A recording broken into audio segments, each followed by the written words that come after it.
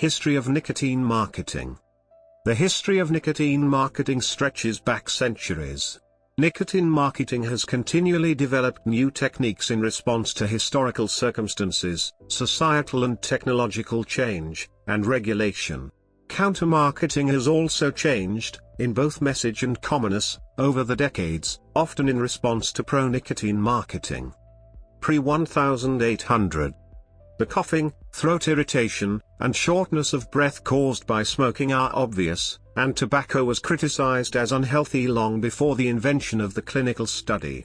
In the 1604 A Counterblast to Tobacco, James VI of Scotland and I of England described smoking as a custom loathsome to the eye, hateful to the nose, harmful to the brain, dangerous to the lungs, and in the black stinking fume thereof, nearest resembling the horrible Stygian smoke of the pit that is bottomless, and urged his subjects not to use tobacco.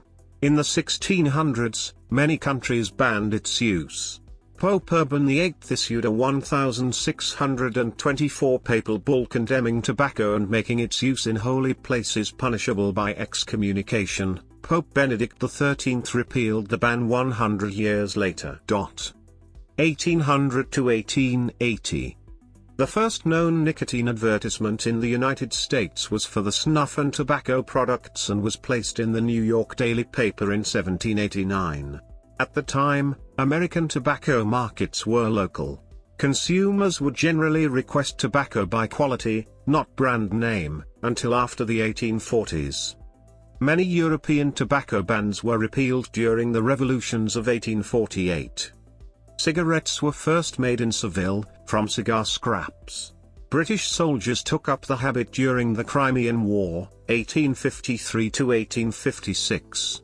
The American Civil War in the early 1860s also led to increased demand for tobacco from American soldiers, and in non-tobacco growing regions. Public health measures against chewing tobacco, spitting, especially other than in a spittoon, spread diseases such as flu and tuberculosis, increased cigarette consumption. After the development of color lithography in the late 1870s, collectible picture series were printed onto cigarette cards, previously only used to stiffen the packaging. In 1913, a cigarette brand was advertised nationally for the first time in the US. R.J. Reynolds advertised it as milder than competing cigarettes. Mass production and temperance, 1880 to 1914. Pre-rolled cigarettes, like cigars, were initially expensive, as a skilled cigarette roller could produce only about 4 cigarettes per minute on average. Cigarette-making machines were developed in the 1880s, replacing hand rolling. One early machine could roll 120,000 cigarettes in 10 hours, or 200 a minute. Mass production revolutionized the cigarette industry. Cigarette companies began to reckon production in millions of cigarettes per day. Higher production and cheaper cigarettes gave companies an incentive to increase consumption. By the last quarter of the 19th century, magazines carried advertisements for different brands of cigarettes, snuff, and pipe tobacco.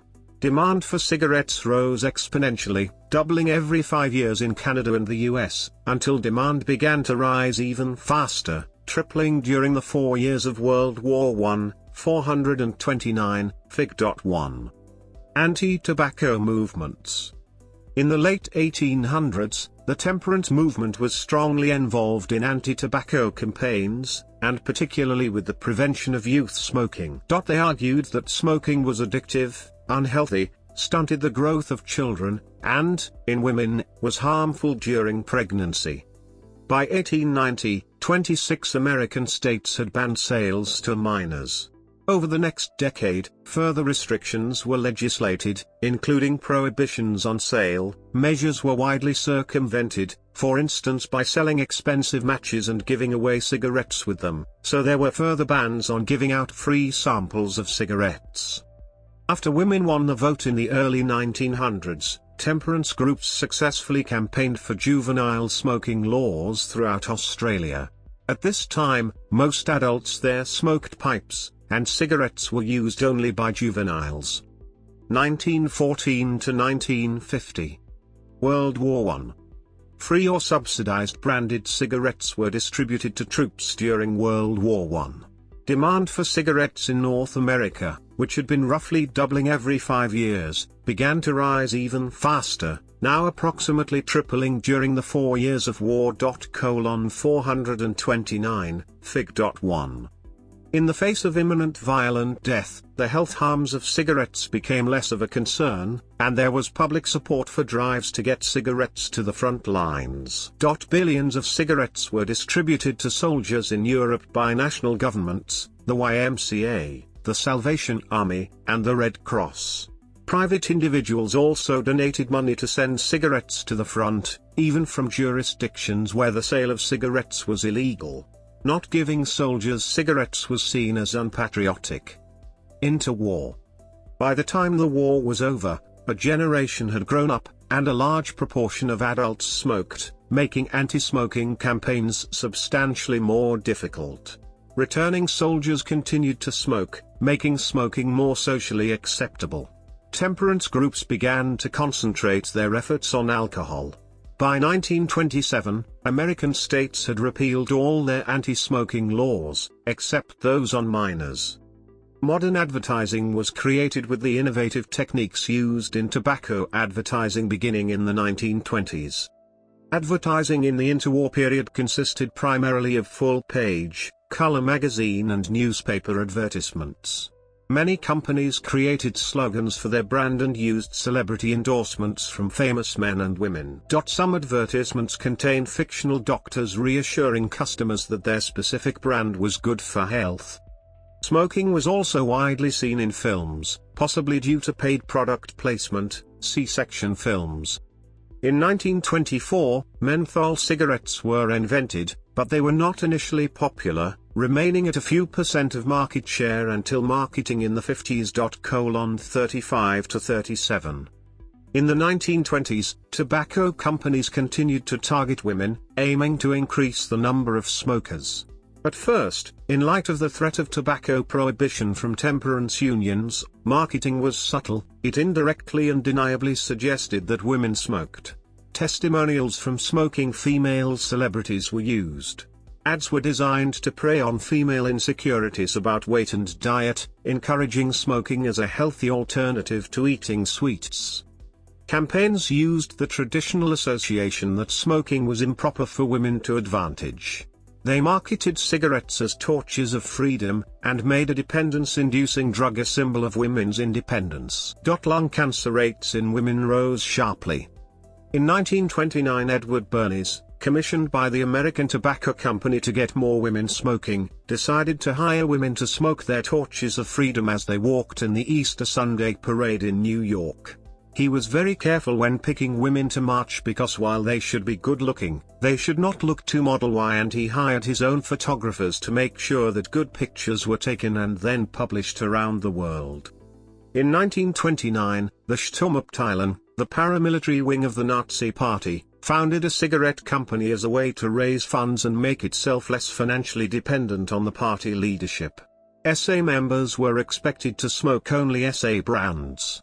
There is evidence that coercion was used to promote the sale of these cigarettes. Through this scheme, a typical SA unit earned hundreds of Reichsmarks each month. The brand also promoted political ideas, being sold with collectible image sets showing historical army uniforms. Medical concerns. Skyrocketing European lung cancer rates drew attention from doctors in the 20s and 30s. Lung cancer had been a vanishingly rare disease. Before 1900, there were only 140 documented cases worldwide. Then, suddenly, lung cancer became a leading cause of death in many countries, a status it retains to this day. 4. Initially, suspicion was cast on causes including road car exhaust, the 1918 flu pandemic, racial mixing, and the use of chemical weapons in World War I.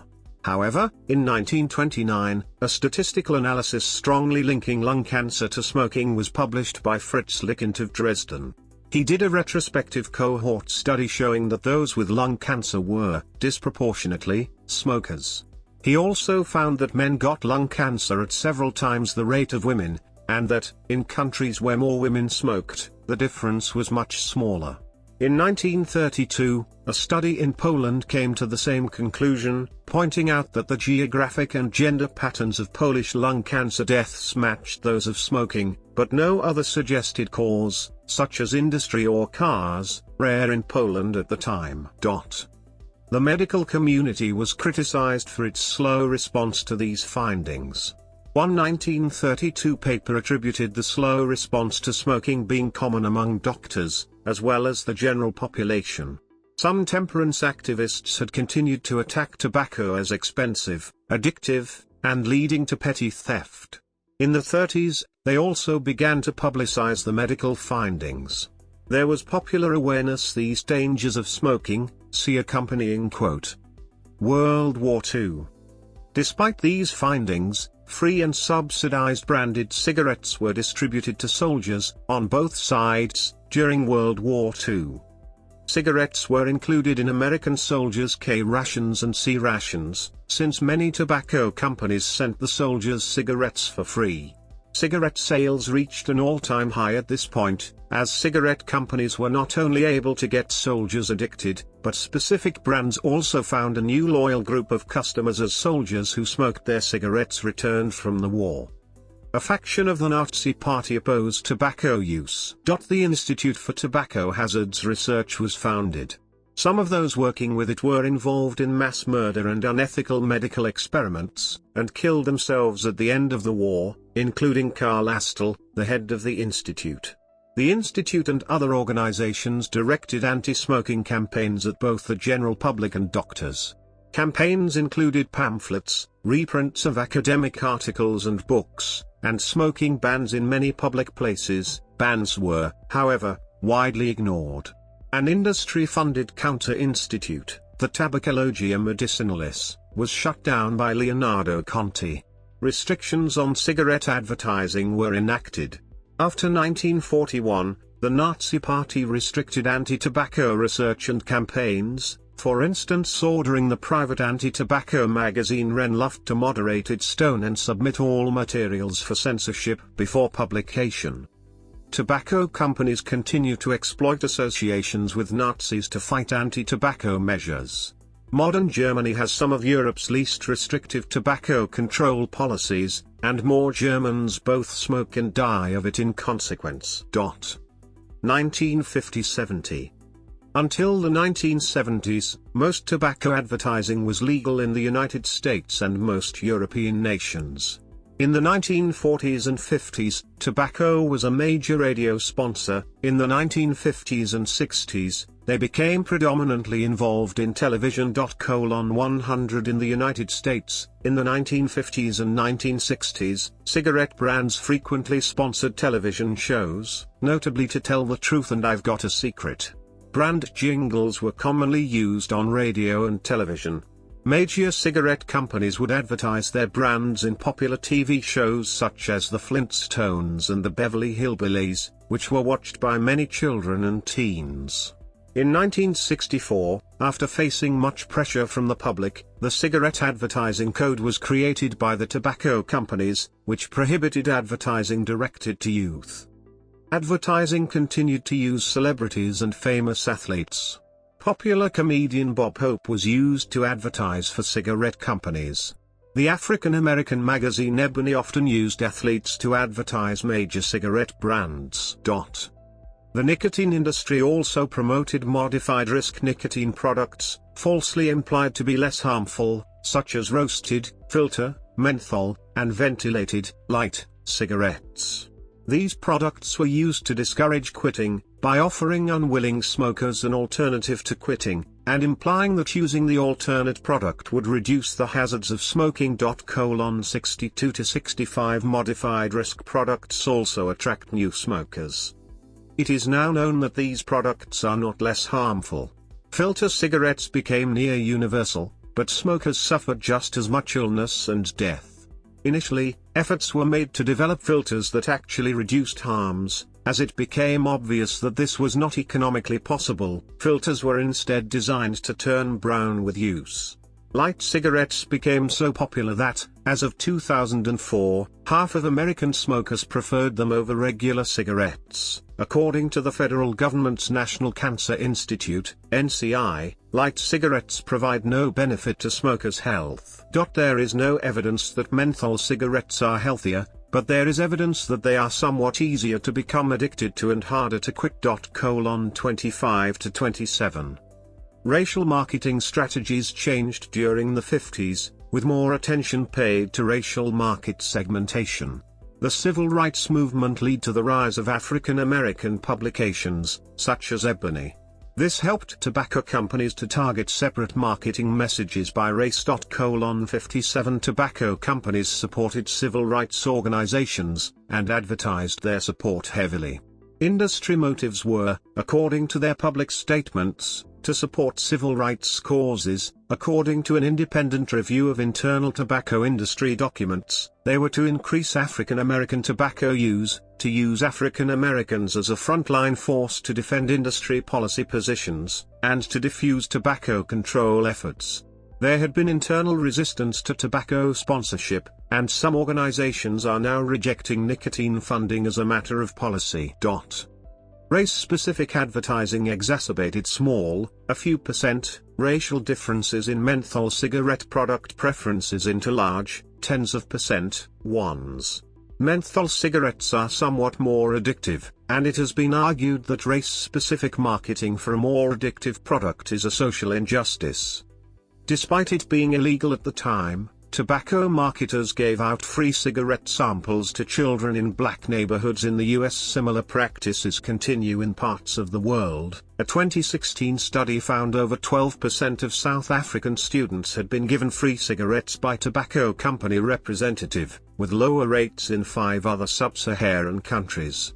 Worldwide, 1 in 10 children had been offered free cigarettes by a tobacco company representative, according to a 2000 to 2007 survey. Tobacco companies supported civil rights organizations, and advertised their support heavily. They also hired key figures in the civil rights movement. Industry motives were, according to their public statements, to support civil rights causes. According to an independent review of internal tobacco industry documents, they were to increase African American tobacco use, to use African Americans as a frontline force to defend industry policy positions, and to diffuse tobacco control efforts. Defenses of the industry mounted with the help of vulnerable groups include our critics are elitist and racist. Some organizations are now rejecting nicotine funding as a matter of policy. In 1954, tobacco companies ran the Ada Frank statement. The ad was the first in a disinformation campaign, disputing reports that smoking cigarettes could cause lung cancer and had other dangerous health effects. It also referred to research of recent years, although solid statistical evidence of a link between smoking and lung cancer had first been published 25 years earlier. Prior to 1964, many of the cigarette companies advertised their brand by claiming that their product did not have serious health risks. A couple of examples would be Play Safe with Philip Morris and More Doctors Smoke Camels. Such claims were made both to increase the sales of their product and to combat the increasing public knowledge of smoking's negative health effects. A 1953 industry document claims that the survey brand preference among doctors was done on doctors entering a conference, and asked, among a great many camouflage questions, what brand they had on them. Marketers had previously placed packs of their Camels in doctors' hotel rooms before the doctors arrived, which probably biased the results. In 1964, Smoking and Health, report of the Advisory Committee to the Surgeon General of the United States was published. It was based on over 7,000 scientific articles that linked tobacco use with cancer and other diseases. This report led to laws requiring warning labels on tobacco products and to restrictions on tobacco advertisements. As these began to come into force, tobacco marketing became more subtle. For instance, the Joe Camel campaign resulted in increased awareness and uptake of smoking among children. However, restrictions did have an effect on adult quit rates, with its use declining to the point that by 2004, nearly half of all Americans who had ever smoked had quit. Post-advertising restrictions, 1970 and later. The period after nicotine advertising restrictions were brought in is characterized by ingenious circumvention of progressively stricter regulations. The industry continued to dispute medical research, denying, for instance, that nicotine was addictive, while deliberately spiking their cigarettes with additional nicotine to make them more addictive. Advertising restrictions typically shift advertising spending to unrestricted media.